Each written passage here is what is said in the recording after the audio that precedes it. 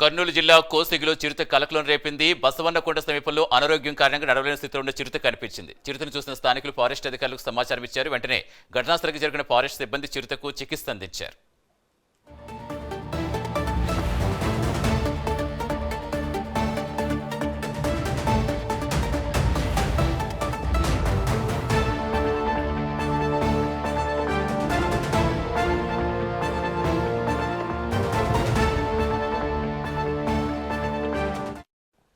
పూర్తి సమాచారం ఇచ్చేందుకు మా కరెస్పాండెంట్ శివరాజ్ కుమార్ చెప్తున్నారు. శివరాజ్ కుమార్, చిరుతకు సంబంధించి స్థానికులు ఏం చెప్తున్నారు? అధికారులు చిరుతను క్షేమంగా అడవిలో వదిలేస్తారా?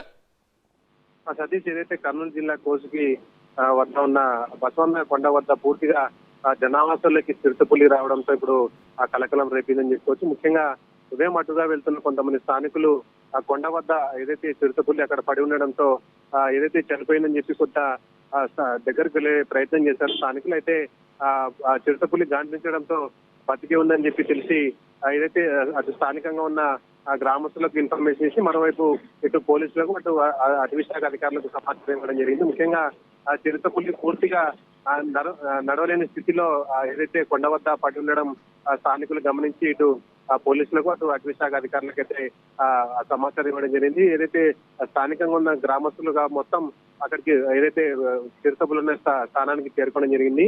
ఇటు అటవీ శాఖ అధికారులు ఇచ్చిన సమాచారంతో అక్కడికి చేరుకొని ఏదైతే చిరుతపులను చికిత్స నిమిత్తం ఏదైతే ఆసుపత్రికి తరలించడం జరిగింది. ముఖ్యంగా చిరుతపులి పూర్తిగా అనారోగ్యంగా ఉందని ఇటు ఫారెస్ట్ అధికారులు చెప్తున్నారు. ముఖ్యంగా అటవీ ప్రాంతంలో ఉండే చిరుతపులి జనావాసాలకు రావడంతో ఇటు గ్రామస్తులు కొంత ఆందోళన అయితే వ్యక్తం చేశారు. గతంలో కూడా చిరుతపులి ఏదైతే ఈ బసవన్న కొండ వద్ద తరచూ సంతరిస్తూ ఉంది. ఇప్పుడు ఏదైతే పూర్తిగా జనావాసాలకు రావడంతో ఇటు స్థానికులు కూడా ఎవరైతే గ్రామస్తులు ఉన్నారో బంధించి ఏదైతే అటవీ ప్రాంతంలో కాకుండా ఫారెస్ట్ ఏరియాలో ఈ చిరుతపులిని తరలించాలని చెప్పి ఇటు ఫారెస్ట్ అధికారులకు విన్నవించడం జరిగింది. ఫారెస్ట్ అధికారులు ప్రస్తుతం చిరుతపులకి చికిత్స అందించి దీని తర్వాత చిరుతపులను ఎక్కడ విడిచాలని దానిపైన ఫారెస్ట్ అధికారులు అయితే నిర్ణయం తీసుకుని ఉన్నారు.